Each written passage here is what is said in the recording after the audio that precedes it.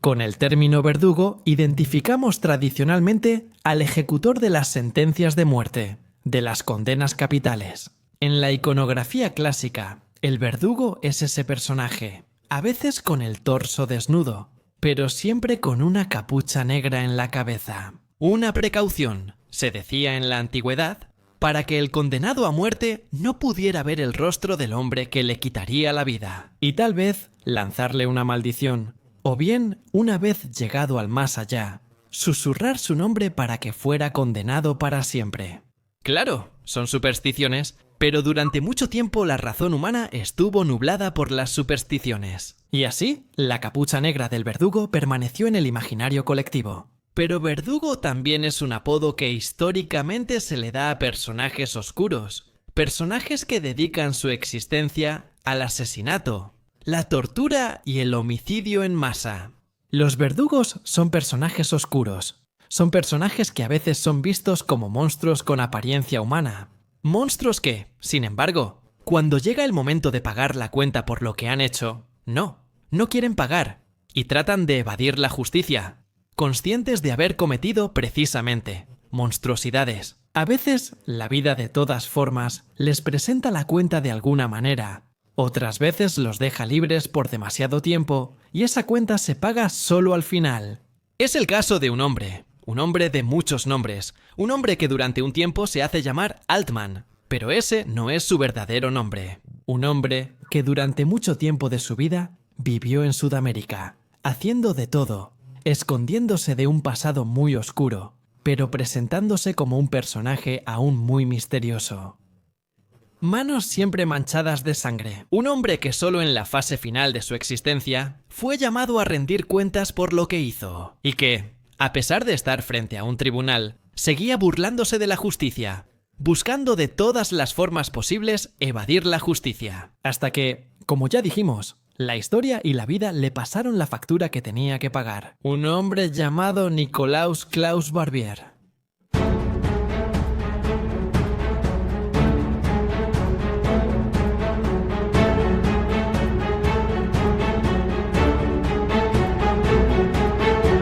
Nuestra historia comienza a principios de los años 80. Es un poco tarde, pero sirve para retomar el hilo de la existencia de este personaje. A principios de los años 80, en Bolivia sucede algo. Bolivia, como sabemos, es un estado de América del Sur, que, como muchos otros países de la zona, vivió un periodo muy turbulento, en el siglo pasado, con muchas dictaduras de corte militar, con guerrillas, con muchos muertos asesinados. Bueno, ¿qué pasa en Bolivia? En 1981, una revuelta militar, derroca a un gobierno dictatorial, el gobierno de García. Desde ese momento, se suceden rápidamente gobiernos militares, todos de corta duración, porque, ya se sabe, los militares son rápidos para tomar el poder, pero la mayoría de las veces no saben qué hacer con él. Por eso cometen errores políticos consecutivos. Eso también se vio varias décadas antes, en Portugal, donde los militares habían aplastado la democracia, y después de no saber qué hacer, durante tanto tiempo, se habían encomendado a Antonio Salazar, quien había iniciado su propia dictadura muy personal. En Bolivia, sin embargo, no hay un Salazar, no hay un Franco, no hay nadie, entre los militares, que sepa qué hacer con ese poder. Nadie sabe cómo resolver los graves problemas económicos que afectan al país sudamericano en ese periodo. ¿Y al final qué hacen los militares? Nada, o mejor dicho, después de menos de 2 años, deciden volver a convocar al Parlamento. Es decir, básicamente devolver el poder a los representantes populares. Como si no hubiera pasado nada. Increíble, ¿no? Pues bien, en octubre de 1982, el Congreso boliviano retoma plenos poderes que antes estaban limitados por la presencia de un dictador, el dictador García y Herman Siles. Suazo vuelve a ser presidente. En realidad, ya lo había sido años antes, en 1957. Con el pleno regreso de la democracia, con el inicio de una fase de transición hacia la libertad total, Bolivia enfrenta una etapa de autocrítica sobre todo lo que había ocurrido en las décadas anteriores. Y también concede la extradición de un hombre arrestado por fraude. Pero la extradición no fue solicitada por el delito de fraude. Fue solicitada por los delitos de secuestro de persona, tortura, asesinato, Crímenes de guerra, crímenes contra la humanidad. Cargos muy graves que, al final, en 1983 ya no pueden ser ignorados. La magistratura boliviana concede la extradición de este hombre, un hombre llamado Nicolaus, conocido como Klaus Barbie, un hombre que había entrado a Bolivia varias décadas antes con un pasaporte falso, una identidad falsa, y aprovechando tanto las amistades y la colaboración con los servicios militares estadounidenses como las rutas de escape organizadas en Europa, de las redes organizadas por los ex jerarcas nazis y por un sacerdote, el padre Krunoslav Draganovich.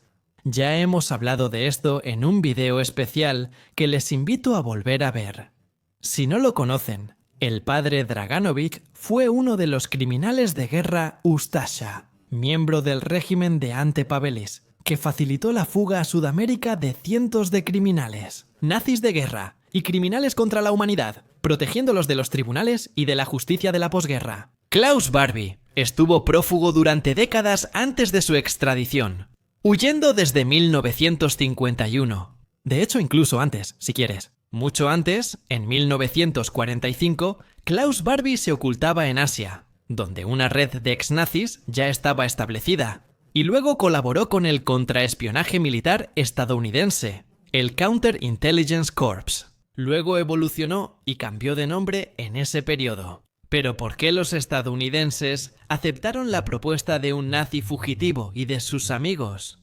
Regresemos aún más atrás en el tiempo. Volvamos a los años 30, cuando Klaus Barbie es poco más que un muchacho. Tiene poco más de 20 años, está desempleado, no tiene nada que hacer y se inscribe en el partido nazi. Inicialmente, entra en las secciones de asalto, trabaja como guardia en los primeros campos de concentración, donde se destaca por su brutalidad. Poco después, pasa a las SS. Poco antes de la gran purga de la noche de los cuchillos largos. Klaus Barbie es un obrero de la violencia. No es solo un golpeador, es mucho peor. Es un hombre que sabe ponerse al servicio del dolor físico. Sabe cómo causar dolor a las personas de las maneras más atroces. Y este talento particular lo lleva en 1940 a Francia.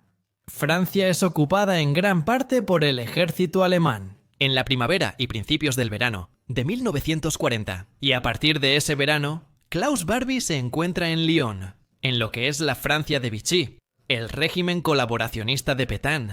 Ya mencionamos esto en otros videos. Allí, Klaus Barbie organiza una sección del Sicherheitsdienst, el servicio de seguridad, un nombre que en realidad oculta un aparato represivo policial, un aparato encargado de la violencia. Una actividad que ha tenido un... Pues bien, Klaus Barbie, hasta el verano del 44, se convierte en sinónimo de terror en su cuartel general, establecido en un hotel de la ciudad. Crea cámaras de tortura, porque para Klaus Barbie no hay otra manera de sacar información confiable que no sea precisamente torturando. ¿Y a quién tortura?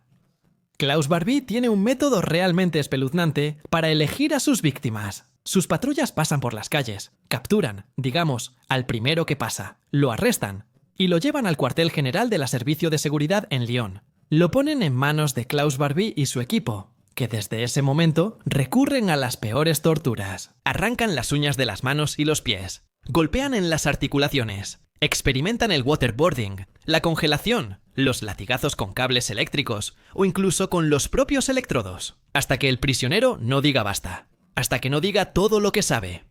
Si es algo sin importancia, no importa mucho. Pero si sabe algo, entonces en ese momento, con tal de hacer que ese dolor insoportable termine, esas continuas sesiones de tortura, entonces lo dirá todo, absolutamente todo. Y de esta manera, Klaus Barbie se convierte en el verdugo de Lyon y también en el primer cazador de partisanos en Francia. El número 1 confirma esta etiqueta capturando a Jean Moulin, el jefe de la resistencia francesa, junto con un par de sus colaboradores. Jean Moulin morirá bajo las garras de Klaus Barbie y sus torturadores. Será asesinado precisamente a fuerza de torturas continuas. Jean Moulin se convertirá en un símbolo, pero no será el único hombre asesinado por Klaus Barbie.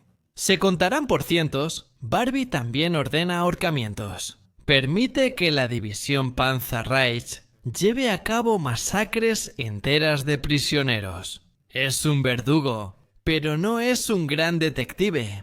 De hecho, ya lo vimos cuando hablamos del coronel Frederick Thomas, el conejo blanco. A veces se encuentra con los partisanos, o, como en el caso de Thomas, con los agentes británicos a pocos metros de distancia. Y no los reconoce, no los captura. Los captura después, gracias a las delaciones. Porque también organiza agentes dobles, franceses que le informan, a cambio, tal vez de algún tipo de consuelo, o de salvoconductos, o de otros favores. Frederick es capturado por los hombres de Barbie, llevado no a Lyon, sino a la avenida Foch, en París, donde otros hombres de Barbie lo torturan, no hasta la muerte, lo torturan continuamente. Ya hablamos de él en un video especial, pueden verlo en nuestro canal. Klaus Barbie pasa este largo periodo torturando y matando a mucha gente, hasta que su paraíso de la tortura llega a su fin, porque en septiembre del 44 la guerra ya está perdida para Alemania. Los aliados ya entraron en París y desembarcaron en el sur de Francia con la Operación Dragón. Entonces, ¿qué hace Barbie? ¡Quema! Quema todo el archivo de Lyon, manda matar a todos los colaboracionistas franceses que pudieron haberlo conocido. También hace matar a los últimos prisioneros de su prisión, de sus torturas personales, y huye a Alemania. Busca refugio entre amigos, entre familiares, incluso intenta cambiar de identidad, hasta que los estadounidenses lo encuentran en Hesse. Y ahí, Barbie decide ponerse al servicio de un nuevo amo. Barbie ha entendido que los estadounidenses no confían en los soviéticos. De hecho, aunque la guerra ha terminado, está a punto de comenzar otra guerra, la famosa Guerra Fría. El enfrentamiento a distancia entre Oriente y Occidente.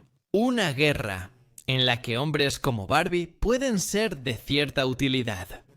De 1946 a 1951, Klaus Barbie y sus compañeros trabajan para el Counterintelligence Corps, identificando supuestos agentes comunistas y sindicalistas alemanes. Algunos son arrestados, otros son investigados y algunos desaparecen sin dejar rastro. Algunos afirman que fueron secuestrados y asesinados bajo tortura por Barbie y sus cómplices.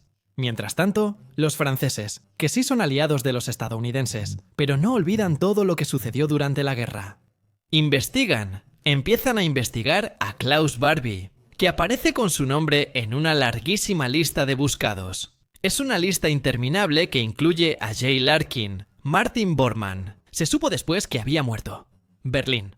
Heinrich Müller, ex jefe de la Gestapo, desapareció sin dejar rastro y no se supo más de él. Pero también muchos otros, como el médico diabólico de Auschwitz, Josef Mengele. Y no solo ellos, que desaparecieron sin dejar rastro y deben responder por sus actos.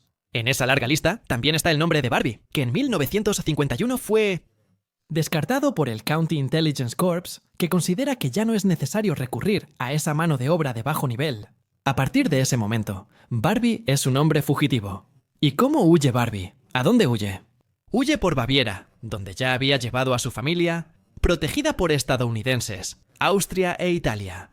Él también llega a Merano, esa hermosa ciudad en la provincia de Mercure Termal y Merano es un centro de la organización de antiguos miembros de la SS, organización de ex-SS. Aquí Barbie entra en contacto con las redes organizadas por el padre Krunoslav Draganovich. Ese recorrido llamado la Ruta de los Monasterios o la Ruta de las Ratas, que pasa por conventos e iglesias y lleva desde el Alto Adigio hasta Génova. Con pasaporte de la Cruz Roja, la Cruz Roja.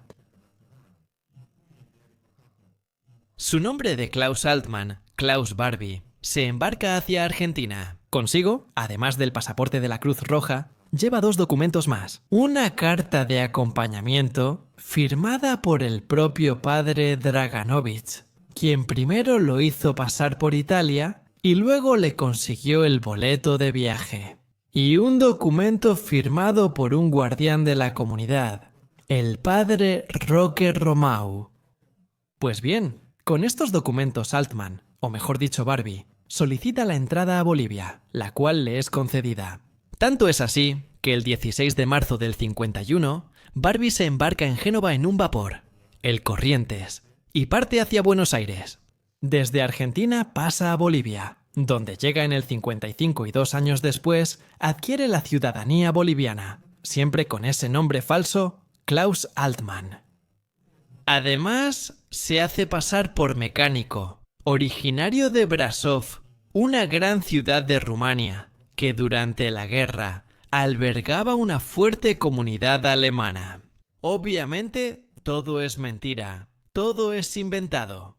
Lo que le interesa a Barbie es reconstruirse una nueva vida con su nuevo nombre y seguir haciendo lo que mejor sabe hacer. Sí, porque en Bolivia Barbie no se queda quieta. En cuestión de pocos meses, es involucrado por los militares locales financiados por los servicios estadounidenses en el golpe de estado de García, Luis García Meza Tejada.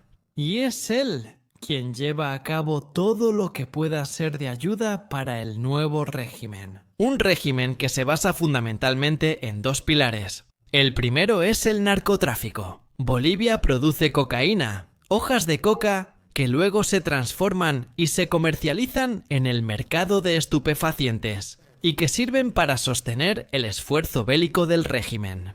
El miedo es el segundo pilar que la Junta Militar Boliviana utiliza contra los campesinos, los agricultores, los estudiantes y cualquiera que pueda oponerse. El miedo.